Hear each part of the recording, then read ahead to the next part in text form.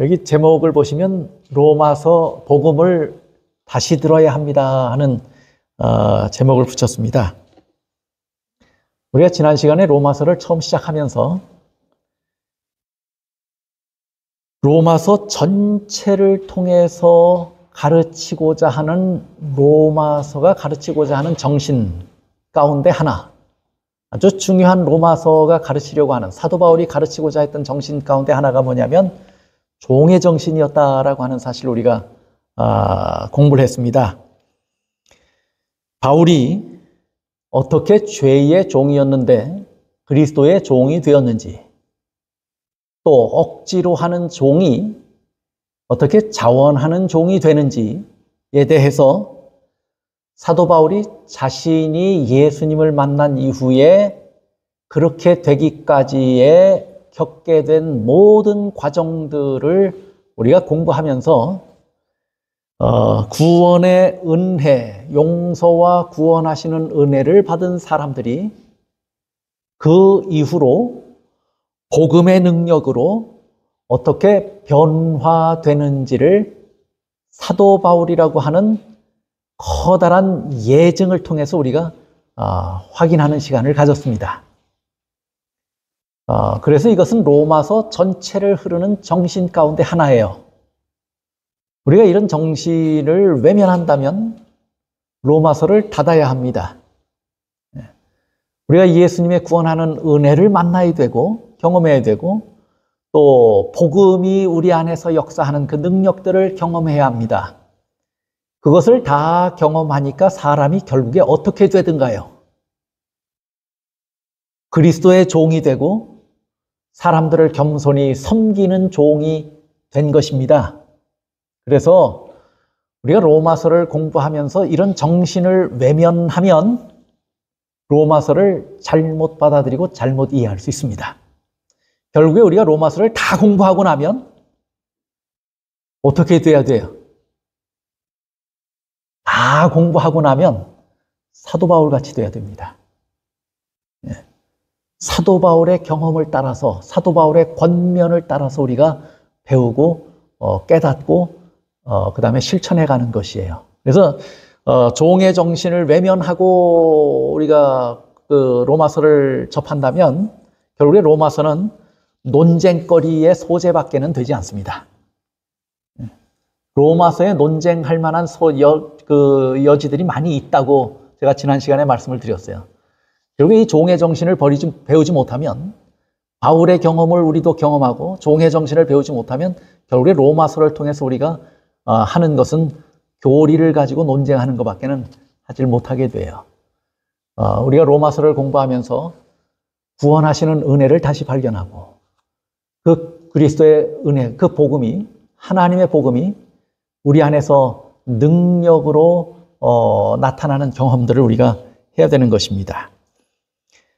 자신을 기꺼이 드리는 종이 되기까지 바울이 겪은 모든 과정들을 살피면서 우리도 그 길을 따라 걷게 되시기를 바랍니다. 구호봉사에 보면 이렇게 말씀했습니다. 206쪽이에요. 우리는 부하거나 가난하거나 신분이 높거나 낮거나 무식하거나 유식하거나 상관없이 위탁받은 자신의 재능에 비례하여 감화를 끼쳐야 한다. 우리는 예수 그리스도의 뭐라고요? 종들이다 그랬어요. 우리는 다 예수 그리스도의 종들이에요. 우리가 부하거나 가난하거나 유식하거나 무식하거나 모두가 다 누구라고요? 예수 그리스도의 종이다 그랬어요. 사도 바울만 종입니까? 오늘 저도 종입니까?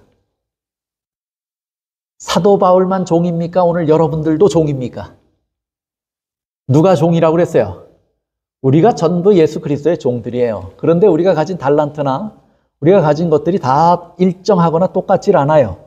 그래서 뭐라고 말씀했냐면 부한 사람은 부한 만큼 그 받은 달란트에 비례해서 뭐 하라고요? 감화를 끼쳐야 하는, 그것으로 감화를 끼쳐야 하는 종이고, 가난하면 가난한 대로 내가 아무것도 할 수 없다고 주저앉아 버리는 것이 아니고 그가 가진 형편, 그가 처한 형편에서 그가 할 수 있는, 그가 받은 그 재능에 비례해서 뭘 해야 한다고요? 가마를 끼쳐야 한다고요. 부자도 종이고 가난한 자도 종이에요. 또 무식하면 용감하다는 게 아니고, 무식하면 내가 할 수 있는 것이 아무것도 없다고 생각하는 분들이 계실 수 있어요. 그래요, 안 그래요? 용감한 사람들도 있지만 아무것도 할 수 없다고 스스로 자기 비하하는 사람들이 있습니까, 없습니까? 그런 사람들도, 내가 많이 알지 못하고 내가 참 무식하다라고 생각하는 사람들도 자기가 무식해도 전혀 아는 것이 단 하나도 없는 건 아닐 거예요. 아주 적은 분량을 알고 있어도 그것에 비례해서 뭘 하라는 거예요? 가마를 끼치라고 하는 것이에요. 그래서 부한 자나 가난한 자나 유식한 자나 무식한 자나 모두가 다, 우리는 다 누구의 종이라고요? 하나님의 종이라고 말합니다. 사도 바울만 종이 아니에요. 오늘 우리도 종입니다.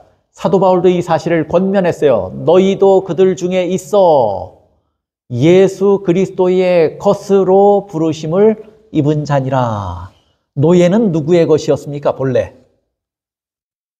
주인의 것이에요. 그렇죠? 그러면 우리가 그리스도의 것이라고 말을 한다면 우리는 그리스도의 뭐란 얘기예요? 노예란 말이에요. 그리스도의 종이란 말이에요. 구호봉사도 그 사실을 이야기했고, 사도 바울도 자신이 종이 되었는데 자신뿐만 아니라 누구도 종이라고 말하는 거예요. 로마 교회도 하나님의 종이고 오늘 우리도 모두 하나님의 종이라고 말합니다. 죄의 종이었던 사도 바울이 그리스도의 종이 된 것처럼 우리가 이 세상의 그 풍조를 따라 살아가고 그것에 가치를 두고 살아가고 그것에 목적을 두고 살아갔다면 우리는 이 세상의 종이었고 세속의 종이었어요. 그러나 이제 구원하시는 은혜를 발견했고 하나님의 복음이 우리 안에서 역사하셔서 우리가 다 뭐가 되어야 됩니까? 그리스도의 종이 되어야 합니다. 우리가 받은 은혜가 너무 작아서 그런지 종이 된 분들도 있긴 하지만 어떻게 하는 종이에요? 억지로 하는 종이에요. 마지못해 하는 종이에요. 조금만 부분적으로 순종하는 종이에요. 그런 종 보셨습니까? 우리가 만약에 은혜가 부족하고 능력이 부족해서 그렇게 살아왔다면 이제 로마서를 공부하면서 자원하는 종이 되어야 한다고 하는 것입니다. 기꺼이 드리는 종이 되어야 한다고 하는 것입니다. 우리가 로마서를 공부할 때 이 사실들을 외면하면 로마서를 통해서 받을 수 있는 은혜가 없는 것이에요. 이 사실들을 꼭 기억하시길 바랍니다. 이제 오늘 주제로 좀 들어가 보시죠. 지난 시간에 종의 정신과 오늘 우리가 함께 나눌 로마서가 왜 기록되었는가에 대한 명확한 이해가 없다면 우리가 로마서를 열어도 그 로마서의 내용들을 잘 이해하기가 힘듭니다. 그래서 지난 시간에 우리 공부한 것을 로마서를 공부하는 내내 여러분들이 잊어버리시면 안 돼요. 또 오늘 공부하는 것도 로마서가 다 맞춰지기까지 절대로 잊지 마시고 이것을 꼭 유념하신 상태에서 로마서를 보셔야 합니다. 아주 중요한 시간입니다. 로마서 1장 15절을 보시죠. 보세요. 로마서 1장 15절입니다. 그러므로 나는 할 수 있는 대로 로마에 있는 너희에게도 복음 전하기를 원하노라 그랬어요. 여러분 로마서 1장을 열면요. 아주 빈번하게 자주 등장하는 단어가 하나 있습니다. 그게 뭘까요? 로마서를 열자마자 아주 자주 등장하는 단어가 하나 있어요. 반복해서 등장하는 단어. 자주 반복되는 단어라면 그것이 뭐예요? 그것이 주제라는 거예요. 그렇죠? 아주 반복되는 강조되어서 나오는 주제가 있습니다. 1장 1절부터 나와요. 그게 뭐예요? 복음이라고 하는 것이에요. 복음이에요. 그런데 로마서 1장 1절을 보시면 이렇게 말씀했어요. 보세요. 예수 그리스도의 종 바울은, 이제 바울은 예수 그리스도의 종이에요. 노예예요. 주인이 하라고 하는 것만 해요. 그렇죠? 사도로 부르심을 받았어요. 종이니까 너는 이제 내가 사도로 부른다 하면 종이기 때문에 그 부르심에 뭐 한 거예요? 사도 바울이 예 하고 응답한 것입니다. 종인 사도 바울이 하나님의 부르심으로 뭐가 됐어요? 사도가 됐어요. 그렇죠? 그런데 왜 하나님은 사도 바울, 내가 하나님의 종이 되어야 되겠다 하고 하나님 앞에 자신을 겸손하게 낮추고 자신의 뜻은, 자신의 계획은, 자기의 것은 모두 배설물로 여긴 후에 하나님만을 바라보고 하나님께만 순종하겠다고 결심한 사도 바울에게 하나님은 뭐라고 말씀하셨냐면, 내가 이제 너를 이방인 가운데 보내는 사도로 삼겠다라고 말씀하셨어요. 그 사도 바울이 원하는 것이든지 원하지 않던 것이든지 종이 되겠다고 결심했기 때문에 그 말씀을, 하나님의 음성을 사도 바울은 그대로 순종합니까? 그대로 순종해요. 그런데 부르심을 받았는데 뭘 위해서 부르심을 받았느냐 하는 것이에요. 1장 1절 보시면 하나님의 뭘 위해서요? 복음을 위하여 택정함을 입었으니, 그게 지금 누구의 고백이에요? 사도 바울이 자기의 고백이에요. 그러면 사도 바울이 왜 하나님이 나를 부르셨는가에 대한 확실한 이해가 있습니까? 확실하게 압니까? 하나님이 왜 날 부르셨나? 무엇을 위하여 부르셨나에 대한 확실한 이해가 있습니까? 사도 바울에게? 그게 뭐예요? 하나님의 복음을 위하여 부르심을 받았다. 그러면 사도 바울은 이제는 내 뜻, 내 취미, 내 계획 다 버리고 하나님의 종으로, 사도로 뭐만을 위해서 살겠다는 얘기예요? 복음만을 위해서 살겠다, 그 말이에요. 그렇죠? 복음을 위하여 택정함을 입었기 때문에 이제는 복음을 위하여 살겠다 하고 말하는 것이고, 서두에 로마서 1장 1절을 열면서 그렇게 말씀하시는 것으로 봐서 로마서가 무슨 책이라고 하는 사실을 이야기하고 있는 것입니까? 나는 복음을 전하기 위해서 부르심을 받았어. 그리고 나는 너희에게 뭘 해? 편지를 보내. 그러면 뭘 쓴 거예요? 그 편지에는 복음을 쓴 것이란 말이에요. 그래서 로마서를요, 5번째 복음서라고 말하는 것입니다. 우리가 4복음서를 마태, 마가, 누가, 요한복음을 우리가 4복음서라고 말하죠. 예수님의 생애, 예수님의 구원하신 그 희생, 구속의 희생, 이런 모든 생애를 설명, 각각의 입장에서 조금씩 다르게 묘사됐지만 예수님의 생애를 자세히 기록하면서 우리가 어떻게 구원 얻었는지를 기록한 책을 우리는 뭐라고 말하냐면 복음서라고 말했어요. 그런데 로마서도 사도 바울이 뭘 가르치는 책이에요? 복음을 가르치는 책이에요. 그래서 로마서도 복음서입니다. 그래서 학자들은 제5복음서라고도 말합니다. 그게 로마서예요. 그래서 우리가 로마서를 공부하면서 복음에 초점이 맞춰져 있어야 합니다. 복음의 은혜가 무엇이고 복음의 능력이 무엇인지에 대해서 철저하게 로마서를 여러분이 공부하시면서 초점이 맞춰져 있어야 합니다. 그것을 꼭 염두에 두시기를 바랍니다. 자, 그렇다면 우리가 흔히 복음은 누구에게 전하는 것이 복음입니까? 복음은 누가 들으면 딱 좋겠어요? 좀 더 쉽게 질문을 하죠. 복음은 예수 믿는 사람이 들으면 좋겠습니까? 예수 믿지 않는 사람들이 들으면 좋겠습니까?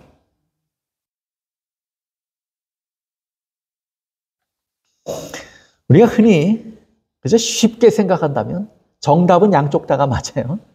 그럼 우리가 쉽게 가볍게 생각한다면 복음은 보통 누가 듣는 거예요? 예수 안 믿는 사람들이, 예수를 모르는 사람들이 듣는 것이 뭐예요? 복음이에요. 그 사람들이 들으면 참 좋겠어요. 예수 듣지 못해서 예수를 모르고 구원의 은혜를 모르고 복음의 능력을 경험하지 못했다면 그들이 들어야 돼요. 그렇죠? 그런데 사도 바울은 보니까 누가 복음을 듣기를 원해요? 로마에 있는 너희예요. 로마에 있는 너희라고 편지를 누가 썼어요? 사도 바울이. 누구에게 쓴 거예요? 로마 교회에 쓴 거예요. 로마 교회에 쓰면서 로마에 있는 너희라고 그러면 누구예요? 로마 교회 아닙니까? 그러면 믿는 사람이에요? 안 믿는 사람이에요? 믿는 사람들이에요. 사도 바울이 왜 믿는 로마 교회에 복음을 다시 쓰느냐 하는 것이에요. 왜? 로마서 15장 20절에 보면 이런 말씀이 있어요. 또 내가 그리스도의 이름을 부르는 곳에는 복음을 전하지 않기로 힘썼노니. 사도 바울이 여러 번 복음을 전하는 기회가 그에게 있었는데 주로 사도 바울이 복음을 이미 들은 사람들에게 전했다고 그랬어요? 안 들은 사람들에게 전했다고 그랬어요? 안 들은 사람들에게 전했다고 그랬어요. 그리스도의 이름을 부르는 곳에는 복음을 전하지 않기로 힘썼다고 그랬어요. 그러면 이미 들은 사람들에게는 사도 바울은 복음 전하는 것을 평상시에 원하지 않았다는 얘기예요. 그렇죠? 그리고 복음을 누구에게만 전하려고 했던 거예요. 사도 바울은. 안 들어본 사람들에게 복음을 전하려고 했던 것이에요. 그런데 그렇게 했던 사도 바울이 왜 마음이 바뀐 것입니까? 마음이 바뀌어서 로마에 있는 성도들에게 뭘 전한다고 그래요?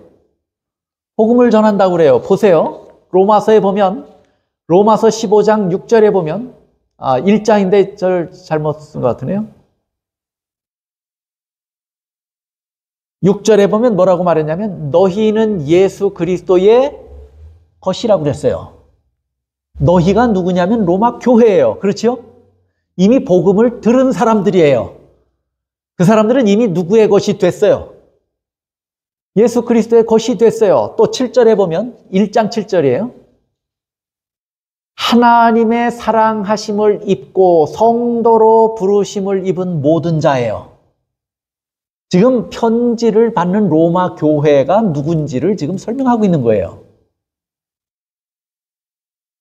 6절에는 예수 그리스도의 것이 이미 됐어요. 7절에서는 하나님의 사랑하심을 얻었어요. 그래서 지금 뭘로 불리워요? 성도라고 불리워져요. 저기까지만 봐도 어쩌면 우리보다도 상태가 나은 것 같아요. 그렇지 않습니까? 그 다음에 보세요. 8절. 너희 믿음이 온 세상에 뭐 됐다고 그랬어요? 전파됐다고 그랬어요. 확실히 우리보다 낫습니까?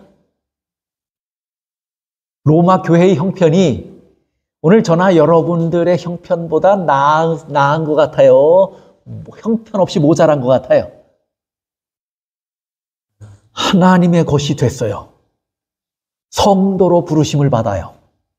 그런데 그 믿음이 온 세상에 선전이 돼 있어요. 그런 정도의 교회라면 우리가 언뜻 느끼기에는 참 훌륭한 교회 아닙니까? 훌륭하게 신앙하는 사람들처럼 보이지 않습니까? 그런데 왜 저들에게 사도 바울은 복음을 다시 전하려고 할까요? 내가 이미 복음을 들은 사람들에게는 복음을 전하지 않으려고 그동안 참 애써왔는데 왜 지금까지 하던 모든 습관, 자기의 규례 이런 것들을 다 깨고 왜 마음이 바뀌어서 저런 사람들에게 복음을 전하려고 하느냐 그거예요. 왜 그렇게 했을 것 같습니까?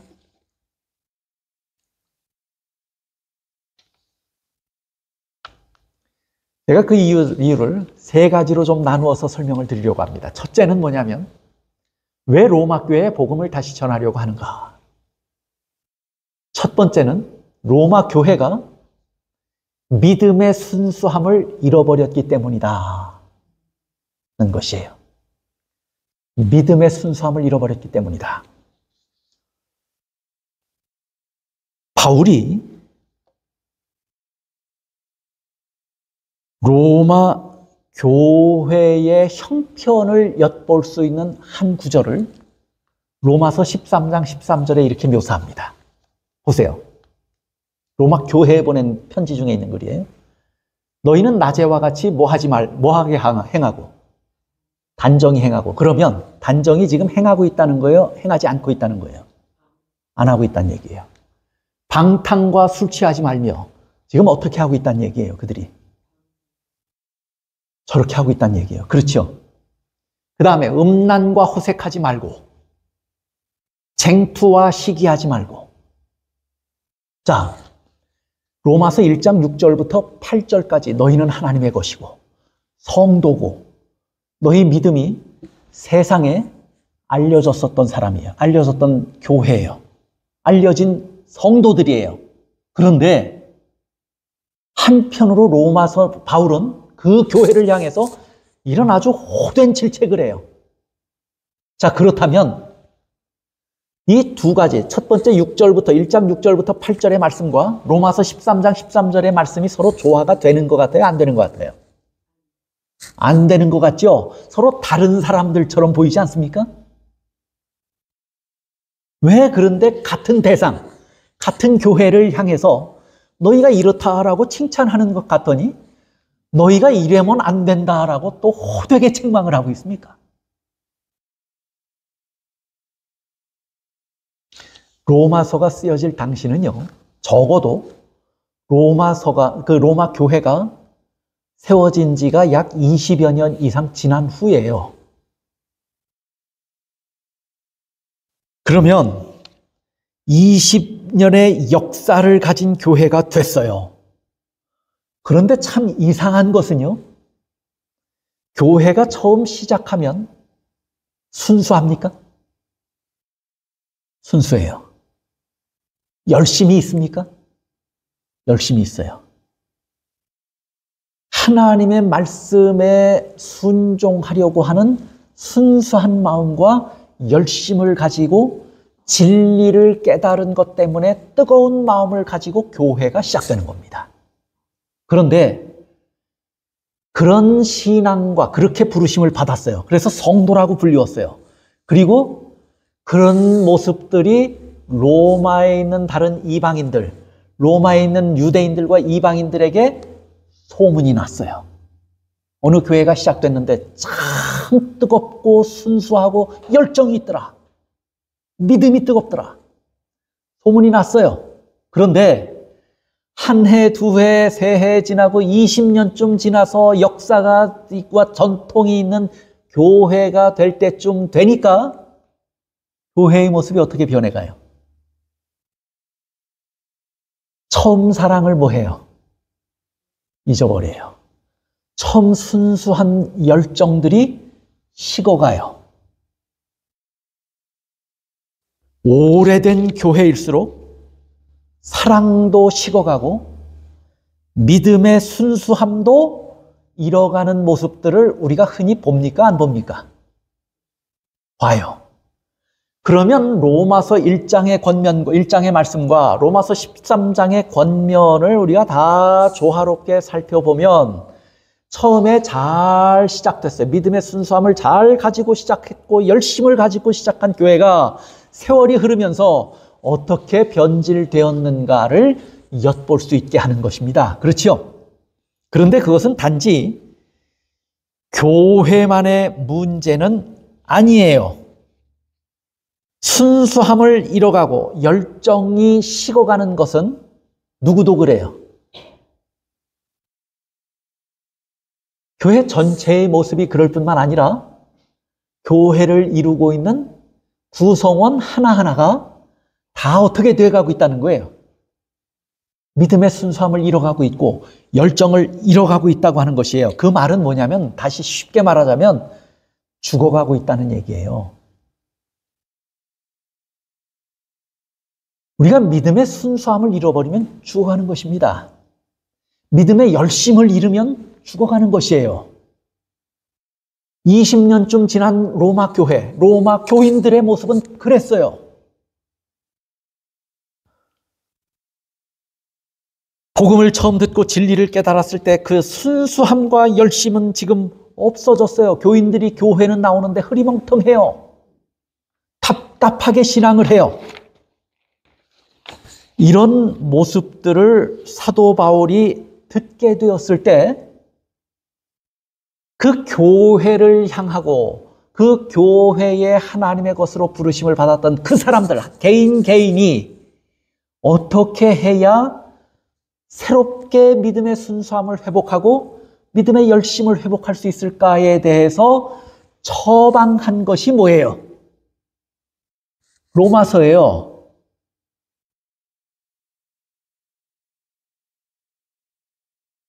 처음 복음을 발견한 사람들의 모습은 다 온데간데 없고 변질되었고 죽어가는 교인들에게 보낸 편지가 로마서예요. 아니면 처음부터 잘못되어서 처음부터 흐리멍텅하게 신앙하는 사람들이 섞여 있을 수도 있어요. 그런 사람들을 치유하기 위해서 보낸 편지가 로마서예요. 그렇다면 복음을 진짜로 다시 로마 교회가 들어야 할 이유가 있는 것 아닙니까? 처음부터 신앙을 다시 듣고 다시 배우고 다시 시작해야 한다고 하는 사실은 너무도 자명한 일 아닙니까? 여러분, 실물교훈 316쪽에 보면요, 당시의 모습이나 오늘의 모습을 동일하게 이렇게 설명했습니다. 그리스도를 따른다고 하는 자들이 더 이상 세상과 구별된 특별한 백성이 아니다. 20년쯤 지난 로마 교회는 저렇다 이거예요. 또 오늘 우리도 저렇다 이 말이에요. 경계선은 희미해졌다. 맞아요? 틀려요? 맞아요. 사람들은 자기 자신이 세상을 따르고 세속적 습관과 풍속과 이기심을 쫓도록 내버려둔다. 사람들은 했는데 이게 세상 사람들이 아니에요. 누구예요? 이미 신앙을 배웠던 사람들이에요. 복음을 들었던 사람들이에요. 그들이 처음에는 경계가 확실했어요. 특별한 백성이었어요. 그런데 이제는 더 이상 아니에요. 세월이 흐르는 동안에 그렇게 변했어요. 그래서 세상의 풍속, 세속적 습관과 풍속과 이기심을 쫓아가요, 이제는. 그러니 경계선이 허물어진 거예요. 그래서 뭐라고 말했냐면 교회는 당시의 로마 교회도 그렇고 오늘 우리 교회도 그래요. 교회는 매일 뭐 되어가고 있다고요? 세속화되어 가고 있다 그랬어요. 당시의 교회도 그렇고 오늘 우리 교회도 그렇고 모두가 그렇게 되어가고 있다고 하는 것이에요. 그러면 저 정도 되면 신앙을 다시 해야 합니까? 다시 시작해야 되죠. 처음부터 다시 시작해야 돼요. 복음을 다시 들어야 할 사람이 누굽니까? 구원의 은혜로 하나님의 자녀가 되었다면 우리가 이미 그렇게 됐었어요. 그렇죠? 그렇다면 끊임없이 복음의 능력으로 변화를 거듭해야 하는 것인데 그렇게 돼야 자연스럽고 당연한 하나님의 자녀들인데 그렇게 하고 있다는 거예요? 안 하고 있다는 거예요? 이미 구원의 은혜로 하나님의 자녀가 되었는데 끊임없이 복음의 능력으로 우리가 변화합니까 지금? 그렇지 않았다면 로마서를 들어야 할 사람들은 오늘 우리입니다. 또 십자가 앞에서 하나님의 사랑을 다시 깨닫고 그 사랑 안에서 자아가 깨어지고 교만이 녹아져야 할 사람들이 있다면 지금 교회 밖에 있어요? 교회 안에 있어요? 누가 더 위험하고 누가 더 시급해요? 또 말씀을 들어도 은혜가 없고 내가 지금 겸손하고 진지하게 말씀을 듣지 못한다면 복음을 다시 듣고 회복되어야 할 사람이 교회 안에 있습니까? 교회 밖에 있습니까? 교회 안에 있는 거예요. 십자가를 이야기하면 다 아는 것인데 또 회개와 순종에 대해서 이야기하면 언제까지 저렇게 똑같은 말만 다 반복할 것인가? 이미 다 아는 것인데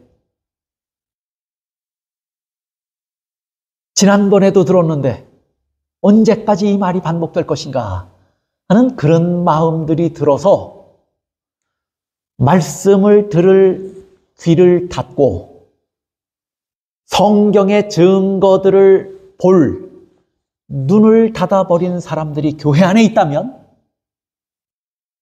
그동안 많이 들어서 다 알아. 그리고 전에 또 듣던 말인데 또 다시 하네. 답답하네. 이런 마음이 든다면 우리는 귀를 닫은 것입니까? 눈을 닫은 것입니까? 만약에 그래서 겸손하고 진지하게 말씀을 다시 듣는 자세가 우리에게 되어 있지 않다면 우리는 처음부터 다시 시작해야 합니다. 회복되어 복음을 다시 듣고 회복되어야 할 사람이 있다면 교회 안에 있는 것입니다. 구원의 확신과 구원의 기쁨과 구원의 감격을 회복해야 할 사람이 있다면 교회 안에 있는 것입니다. 믿음의 열심과 순수함을 다시 회복해야 할 사람들이 있다면 교회 안에 있는 것입니다. 그래서 사도 바울은 자기가 그동안 습관대로 해오던 자기의 개인의 룰을 깨고 복음을 다시 누구에게 전하겠다고 말씀하고 있는 것이에요. 로마 교회에게 전하겠다고 말씀하고 있는 것입니다. 그렇다면 오늘 이 교회도 우리 교회도 복음을 다시 들어야 합니까? 복음을 다시 들어야 돼요. 그 순수함을 잃어버린 열심을 잃어버린 로마 교회하고 오늘 우리 교회가 무엇이 다릅니까? 그렇다면 오늘 우리도 복음을 다시 들어야 합니다. 사도 바울이 당시에 로마 교회에게 보낸 편지라고 생각하지 마십시오. 오늘 우리 교회 그리고 오늘 나 개인에게 보낸 편지라고 확실하게 붙들고 확실하게 믿고 이 편지서를 보게 되시기를 바랍니다. 그 다음에 두 번째 이유가 있어요.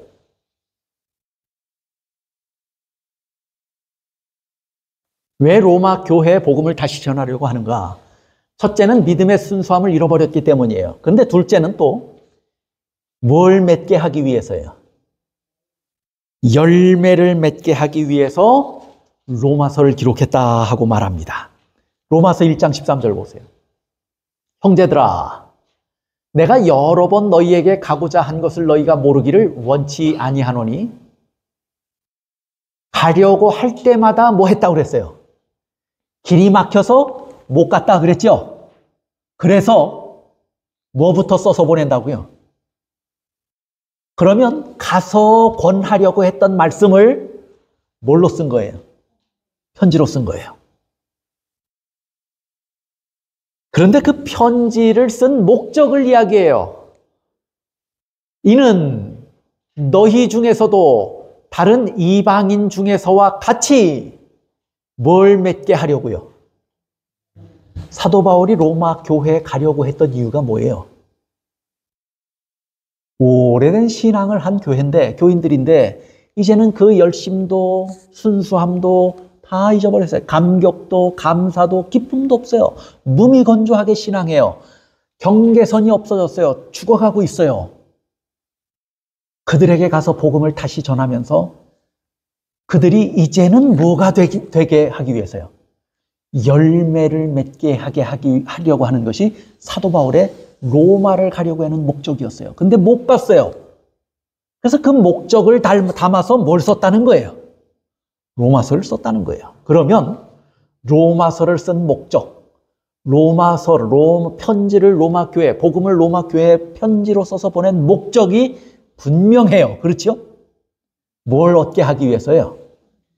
열매를 얻게 하기 위해서 그렇게 한 것입니다. 여러분, 하나님은 구원 얻은 백성, 구원하신 당신의 자녀들에게 무엇 맺히기를 원하실까요? 열매 맺히기를 원하시는 것이에요. 성경에 보면 여러 예증들이 나옵니다. 여러분, 달란트의 이야기를 많이 들어서 아셔요. 그 이야기는 열매에 대한 교훈이에요. 5달란트를 받은 사람은 5달란트에 뭘 맺으라는 거예요? 열매를 맺으라는 거예요. 2달란트를 받은 사람은 2달란트에 또 다른 뭘 맺으라는 거예요? 열매를 맺으라는 거예요. 성경에 이런 예증들이 참 많이 나와요. 혼인잔치에 초대받은 사람, 그래서 혼인잔치에 왔는데 예복을 입지 않고 앉아있는 한 사람을 왕이 와서 보고 뭐라고 그래요? 그에게 뭐가 없는 거예요? 품성의 아름다운 열매들이 없는 거예요. 성경의 열매에 대한 예증들이 참 많이 등장합니다. 누가복음 13장에는 보다 직접적인 증거가 있어요. 보세요. 누가복음 13장 6절 7절 한 사람이 포도원에 무화과 나무를 심은 것이 있더니 와서 그 열매를 구하였으나, 포도원에 나무를 심으면 포도원에 뭘 심었어요? 무화과 나무를 심었어요. 그러면 포도나무를 심은 곳에 한 귀퉁이에 심은 것일 수도 있고, 아니면 무화과 나무의 열매를 얻으려고 하는 특별한 목적으로 포도나무를 캐내고 그 자리에 심었을 수 있어요. 그렇다면 그렇게 한 주인의 목적은 분명합니까? 주인의 목적이 분명해요. 뭐가 있어야 돼요? 그 무화과 나무는 반드시 열매를 맺어야 돼요. 왜요? 포도나무를 뽑아가면서 그 자리에 무화과 나무를 심었다면 포도나무의 열매보다 무화과 나무의 열매를 더 기대했다는 거예요. 그렇지 않아요? 그걸 심은 주인의 열매에 대한 열정, 열망이 얼마나 확실하고 분명한가를 가르쳐 줘요. 그런데 과원지게에게 이르되 내가 3년을 와서 이 무화과 나무의 실과를 구하되 얻지 못하니 찍어버리라. 어찌 땅만 버리느냐 그랬어요. 저 말씀은 무화과 나무를 심으면 첫 해부터 열매가 맺힙니까? 안 맺힙니까? 안 맺힐 수 있어요. 3년쯤 됐으면 아직 나무의 수령이 너무 어릴 수도 있어요. 무화과 나무의 수령이 얼마가 돼야 얼만큼 많이 맺히는가 자세하게는 잘 모릅니다. 그러나 저 일반적으로 수령이 3년쯤 되면 열매가 그렇게 많지 않을 수 있어요. 그렇죠? 그러면 그 무화과 나무를 심고 3년 만에 와서 실과를 구하는 주인이 좀 성급해 보이기도 하죠. 그렇지 않습니까? 그래서 저건 그 얘기가 아니고 3년을 기다렸다는 얘기는 이미 무화과 나무가 수령을 다 채워서 열매를 풍성하게 낼 수 있는 조건이 갖추어진 이후부터 3년을 더 기다린 거예요. 그로부터 3년을 더 기다렸음에도 불구하고 아직도 열매가 없다면 그 나무 잘 심은 거예요? 잘못 심은 거예요? 잘못 심은 거예요. 그러니까 뽑아버리라는 거예요. 열매가 맺을 때쯤 되면 열매를 맺어야 합니까? 열매가 맺을 만한 신앙의 연수를 채웠는데, 그로부터 3년을 더 기다렸는데, 그랬는데도 뭐가 없어요, 아직. 그랬는데도 열매가 없어요. 그랬는데도. 그러면 주인이 그 나무를 어떻게 취급하는가에 대한 명확한 예증이 누가복음에 기록이 되어 있어요. 그렇죠? 하나 더 보세요. 마태복음 21장. 길가에 한 무화과 나무를 보시고 그리로 가사 잎사귀밖에 아무것도 얻지 못하시고 나무에게 이르시되 이제부터 영원토록 내가 열매가 맺지 못하리라 하시니 무화과 나무가 곧 마른지라 그랬어요. 그래서 무화과 나무가 이렇게 말라버렸어요.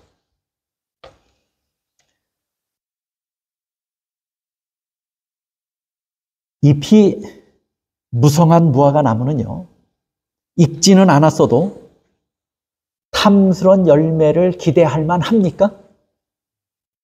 기대할 만하죠. 다 익지는 않아도 괜찮아요. 열매가 맺힐 기미가 있다든지 조그마하게라도 열매가 맺혔다면 예수님께서 저렇게 말씀하셨을까요?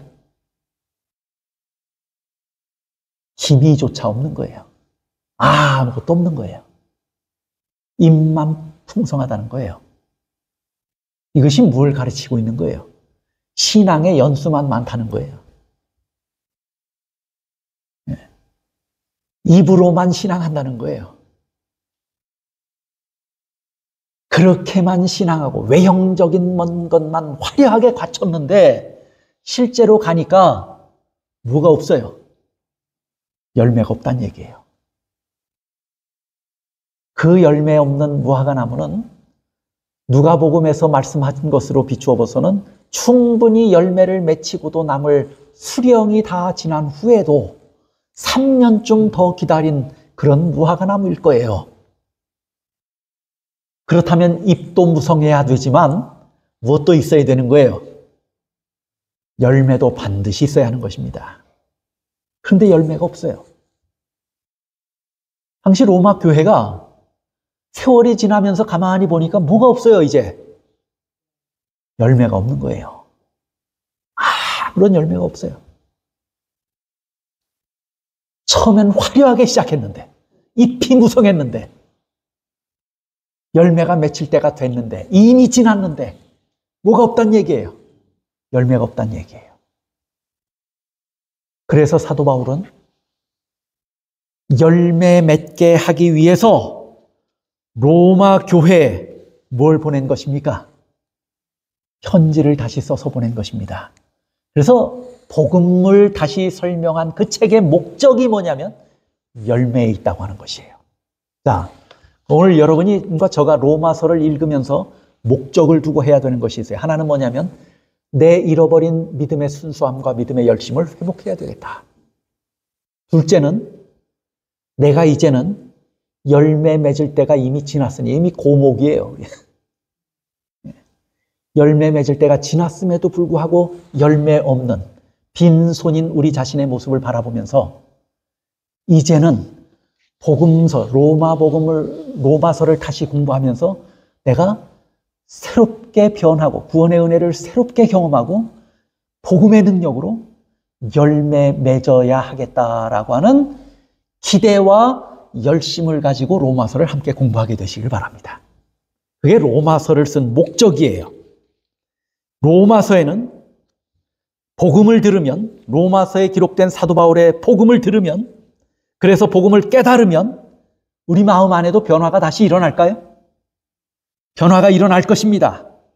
그 마음의 변화는 우리의 행동을 바꿀까요? 우리의 삶을 송두리째 다시 바꿀 수 있습니까? 그렇게 되는 과정에서 열매들이 맺힙니까? 열매가 맺히는 거예요. 복음을 다시 들어서 하나님의 사랑과 말로 다 표현할 수 없는 그 은혜를 우리가 다시 깨닫게 된다면 우리는 다시 하나님을 사랑하게 될 것입니다. 하나님을 사랑하게 되면 우리는 자원하여 기꺼이 하나님을 기쁘시게 하는 일을 하게 될 것입니다. 하나님이 기뻐하시는 존재, 기뻐하시는 사람, 기뻐하시는 상태가 될 것입니다. 여러분, 베드로를 보십시오. 막달라 마리아를 보십시오. 사악한 간음죄를 짓고 살던 수가성 여인을 보십시오. 도덕적으로 매우 고상했던 니고데모를 보십시오. 어떤 형편, 어떤 환경에 있었든지 이 사람들 모두가 복음을 들었을 때 어떻게 변했습니까? 그 복음의 능력이 그들의 생애를 어떻게 바꾸었습니까? 그런 사실들을 우리가 반드시 염두에 두고 우리가 로마서를 공부하면서 복음이 어떻게 열매를 맺는지 하는 것들을 경험하게 되기를 간절히 바라는 것입니다. 이제 사도 바울이 로마 교회의 복음을 다시 들려주는 심정이 무엇인지 분명하게 이해가 되시죠? 바울이 로마 교회에 왜 편지를 써서 보냈습니까? 그들이 이제는 복음을 다시 듣고 예수님의 구원하시는 사랑과 은혜를 발견하고 다시 회심하고 다시 거듭나야 하기 때문입니다. 그들에게 신앙의 아름다운 열매가 맺히기를 간절히 바랬기 때문에 로마서를 쓴 것입니다. 그렇다면 우리가 로마서를 연구하는 목적도 같아야 돼요. 그렇죠? 이것에 초점이 맞춰져 있지 않으면 로마서를 가지고 서로 갈등하고 서로 논쟁하고 서로 싸우게 되고 맙니다. 이것은 우리가 철저하게 배제해야 하는 모습입니다. 신앙의 순수함과 열정을 회복하고 복음의 아름다운 열매들이 맺혀야 하는 것입니다. 로마서 1장 16절에 이렇게 약속합니다. 이 복음은 모든 믿는 자에게 구원을 주시는 하나님의 능력이 됨이라. 복음에는 뭐가 있다고 말하는 거예요? 능력이 있다고 말하는 것입니다. 하나님의 능력이 있다고 말합니다. 그래서 복음을 듣고 복음을 믿으면 우리 안에서 하나님의 능력이 뭐 한다는 거예요? 나타난다고 하는 것이에요. 하나님의 능력이 됨이라 그랬어요. 자, 그러면 이 복음이 우리에게 어떤 능력으로 나타날까요? 여러분이 복음을 다시 들으면 어떤 능력으로 나타나느냐 하는 것이에요. 실물교훈 330쪽에 보시면 이렇게 말합니다. 주님께서는 모든 사람에게 도덕적으로 완전하기를 요구하신다. 이게 열매예요. 그렇죠? 우리는 결코 선천적으로나 후천적으로 악으로 기울려는 우리의 성벽에 맞추기 위하여 의의 표준을 낮추어서는 안 된다. 우리는 품성의 불완전함이 죄가 된다는 것을 알 필요가 있다. 우리 품성의 불완전함도 뭐예요? 뭐라고 말해요? 죄라고 말해요. 우리가 뭔가 도둑질하고 남을 미워하고 죽이고 그래야만 죄가 된다고 하는 것이 아니에요. 우리의 품성의 불완전함도 뭐예요? 죄예요. 그런데 선천적으로나 후천적으로 우리가 다 사람이 같아요, 달라요? 선천적으로 태어나기를 조금 더 선한 기질, 부드러운 기질을 가지고 태어나는 사람들이 있습니까? 없습니까? 있어요. 선천적으로 또 다른 기질을 가지고 태어난 사람들이 있어요. 그렇죠?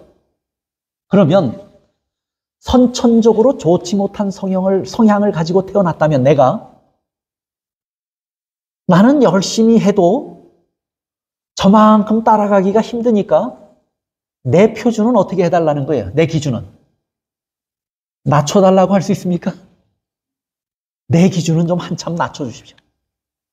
저 사람은 10m 갈 때 나는 1m도 못 갑니다. 기질상. 그러면 나는 5m만 가면 성공했다고 치고 저 사람 10m 간 거 성공했다고 할 때 난 5m만 갔어도 성공했다고 인정해 주십시오. 그렇게 말하고 싶은 마음이 우리에게 있어요, 없어요? 그런데 그렇게 하라고 그랬어요? 그렇게 하지 말라고 그랬어요? 표준을 낮추면 된다고 그랬어요? 안 된다고 그랬어요? 안 된다고 그랬어요. 우리가 못해도 표준을 만지면 안 돼요. 표준이 낮아지면 안 돼요. 그 표준을 향해서 끊임없이 달려가는 거예요. 표대를 향해서 달려가는 것이 신앙이에요. 그런데 불완전함도 죄가 돼요. 그럼 우리 모습을 보니까 우린 불완전해요. 우리의 표준은 우리 나름대로, 우리의 기대대로 많이 낮춰져 있어요. 그러니까 우리에게 열매가 있어요, 없어요? 있을 리가 없죠. 여러분 본문 그 주보의 말씀을 보세요. 실물교훈 332쪽. 제일 밑에 기록을 했죠. 보십시오. 하나님의 형상대로 꼴지어진 품성은 우리가 이 세상에서 내세로 가져갈 수 있는 유일한 재물이다. 그러므로 현세에서 우리의 품성을 개발하는 일이 매우 중요하다. 하늘 천사들은 단호한 믿음을 가지고 그들의 행실에까지 완전함을 나타낼 그러한 품성을 추구하는 사람들과 협력할 것이다. 하늘 천사들이 누구와 협력한다고요? 품성을 개발하기 위해서 노력하는 사람들과 협력한다는 거예요. 하늘의 천사들이 도와주겠다는 얘기죠. 이 일에 힘쓰고 있는 각 사람에게 그리스도께서는 내가 네 오른편에 서서 너를 돕고 있다고 말씀하신다. 하늘의 천사들이 우리와 협력합니까? 예수님께서 그런 사람들을 돕겠다고 말씀하십니까? 돕겠다고 말씀해요. 그 다음에 보세요. 사람의 의지와 하나님의 뜻이 협력할 때 우리는 뭘 가지면 돼요? 의지를 가지면 돼요. 그 일에 의지를 가지면 돼요. 의지를 가지고 하나님의 뜻에 협력할 때 그것은 뭐가 된다고요? 이것에 능력이 있습니까? 없습니까? 복음의 능력이 있어요? 없어요? 하나님께서 하라고 명령하신 것은 무엇이든지 그분의 힘을 의지하여 이룰 수 있다. 우리가 의지를 가진다면 이 일에 누구도 협력해요. 천사도 협력해요.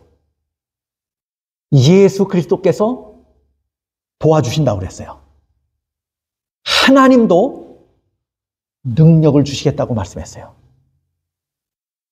그렇다면 그 일이 불가능한 것입니까? 가능한 것입니까? 만약에 이런 역사가 우리 안에서 일어난다면, 이 세 가지의 역사가 우리 안에서 다 한꺼번에 일어난다면, 천사들이 협력하고 그리스도께서 함께 하시고 도와주시고 하나님이 능력을 주신다면 우리 안에서 일어날 수 있습니까? 없습니까? 있어요. 그게 뭔지 아세요? 그게 복음의 능력이에요.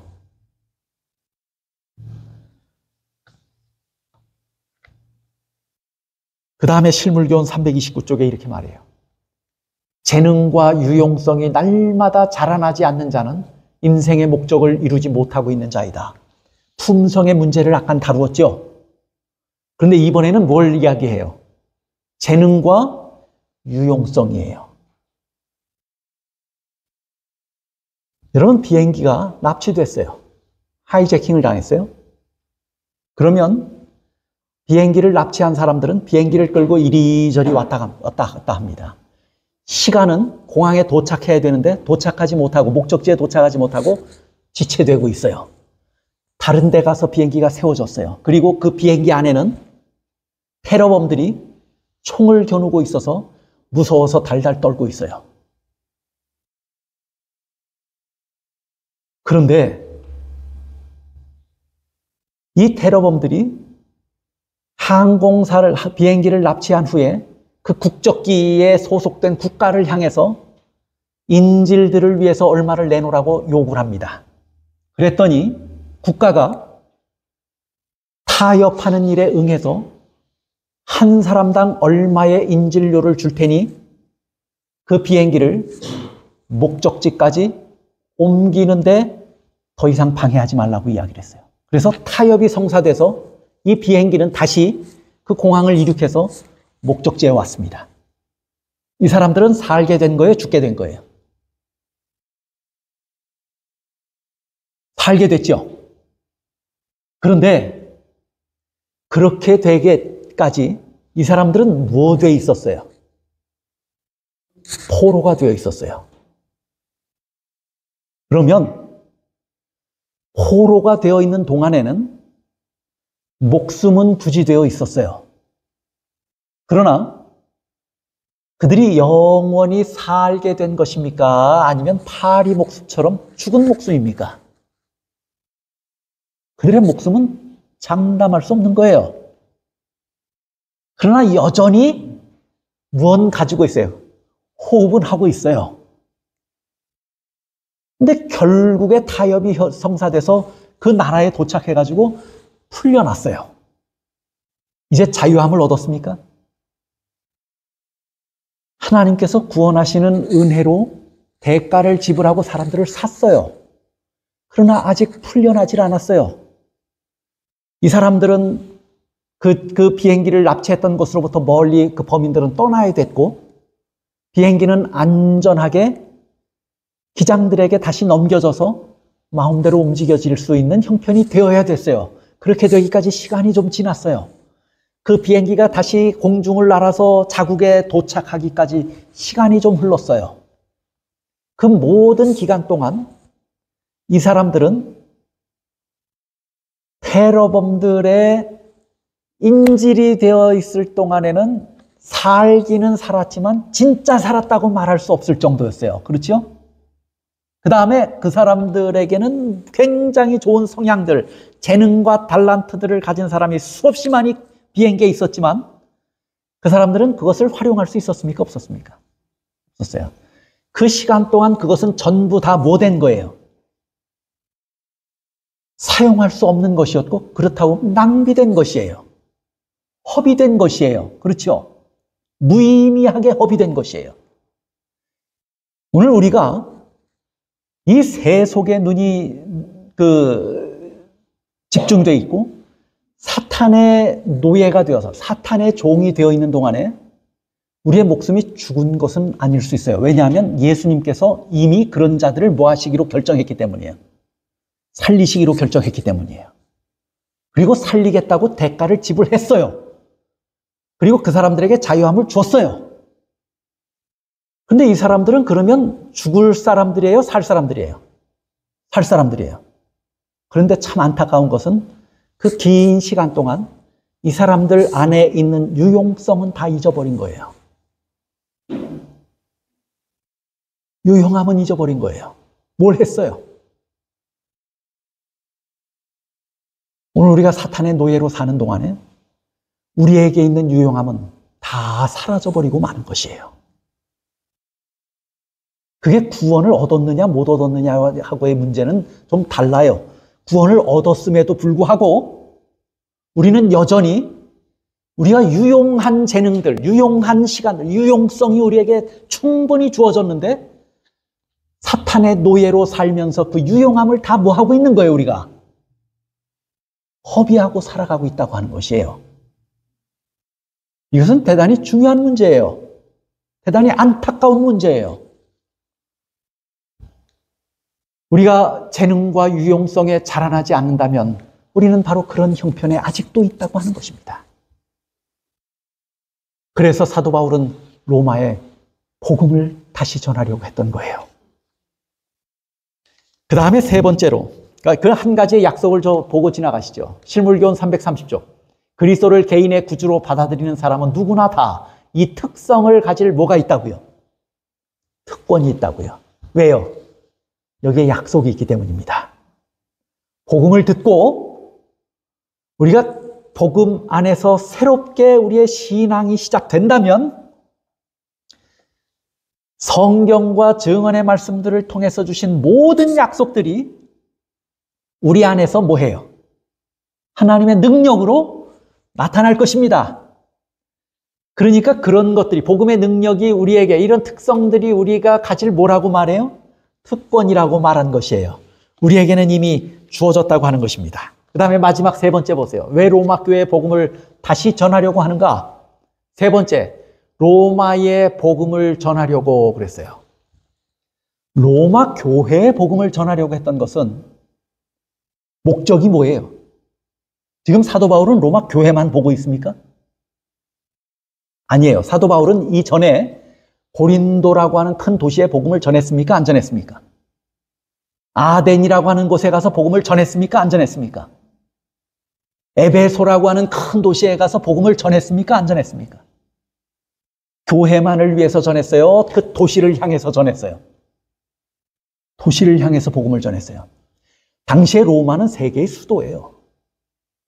제일 큰 나라, 제일 큰 도시, 제일 화려한 큰 도시에 복음을 전하려고 한다면 예전에 조그마한 시골 동네에 가서는 자기 혼자 복음을 외치고 돌아다녀도 됐는데 로마를 전체를 복음으로 환하게 하기 위해서는 사도 바울이 혼자 돼요, 안 돼요? 나 혼자 하겠다, 그런 정신이에요?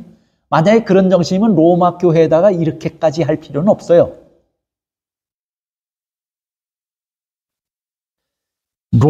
로마가 복음을 듣게 되려면 먼저 누가 준비되어 있어야 하는 거예요? 로마에 있는 하나님의 백성들이 준비되어 있어야 하는 것이에요. 그래야 로마라고 하는 큰 도시에 복음을 다 증거할 수 있는 거예요.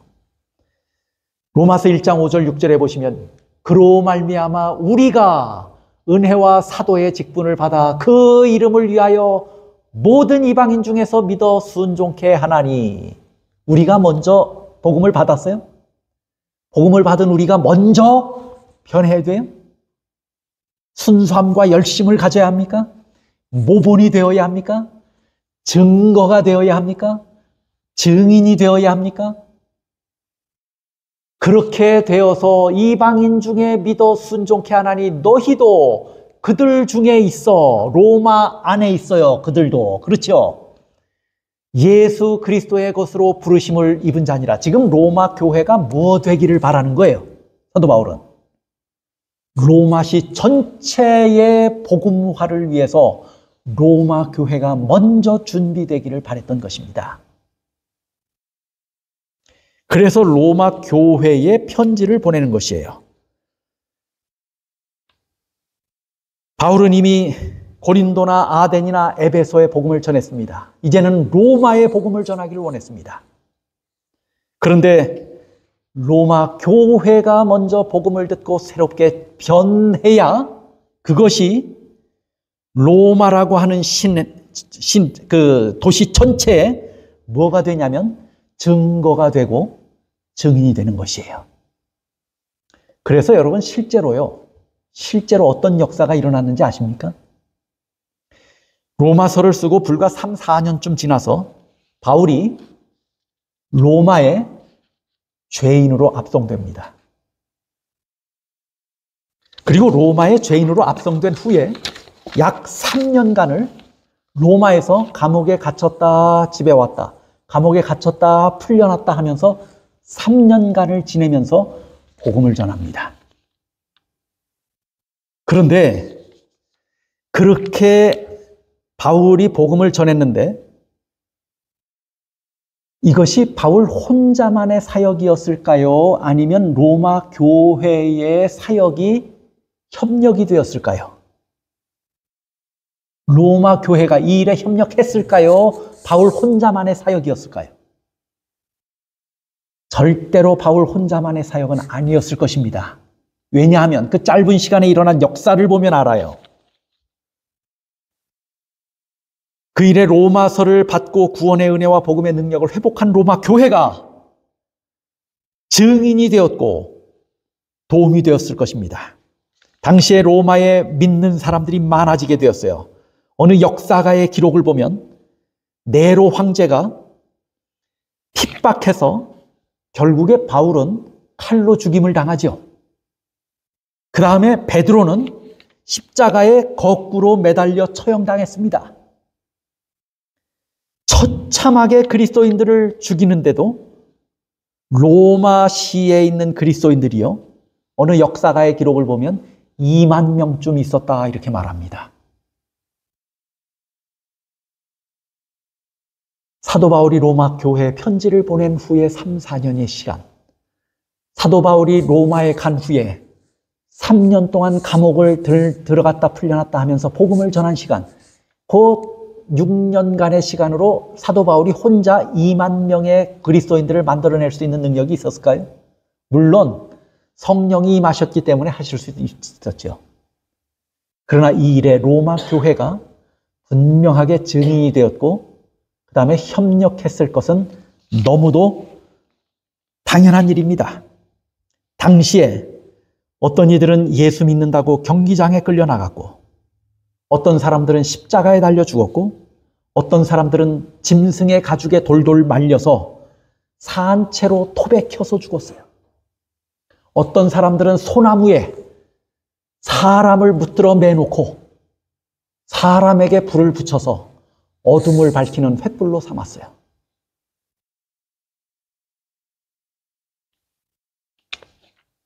그러나 신앙을 위하여 카타콤으로 숨어 들어간 셀 수 없는 많은 사람들을 포함해서 얼마나 많은 그리스도인들이 로마에 생겨나게 된 것입니까? 로마 교회에 뭘 하려고 했던 거예요. 그래서 복음을 다시 가르치고 로마 교회를 뜨겁게 불태우려고 했던 것입니다. 왜 로마서를 썼는지 제가 3가지 이유를 들어서 성경의 기록과 증언의 말씀들의 기록을 통해서 세 가지 이유를 설명을 드렸어요. 오늘 우리가 로마서를 다시 읽는 이유도, 다시 공부하는 이유도 동일한 것입니다. 우리가 이제 계속해서 로마서를 공부하게 될 것입니다. 여러분이 로마서를 공부하는 그 목적이 무엇인지를 분명하게 아셔서 그 목적의 범위를 절대로 벗어나지 않게 되기를 바랍니다. 로마서를 같이 공부하시면서 우리의 식은 믿음이, 잃어버린 믿음의 순수함을, 그 열정을, 열심을 우리 모두가 회복하게 되셨으면 참 좋겠습니다. 로마서를 공부하면서 우리 안에 시간이 충분히 지났음에도 불구하고 열매 없는 우리의 신앙에 열매가 맺혀지게 되기를 간절히 바랍니다. 내가 믿음으로 바로 서고 복음의 능력에 의해서 사로잡히게 될 때 우리 주변에 그리스도를 알고 그리스도를 향해서 복음을 듣고 믿음을 가지게 될 수많은 사람들이 존재하게 될 것이라고 하는 사실을 기억하면서 우리가 로마서를 함께 공부하게 되시기를 바랍니다.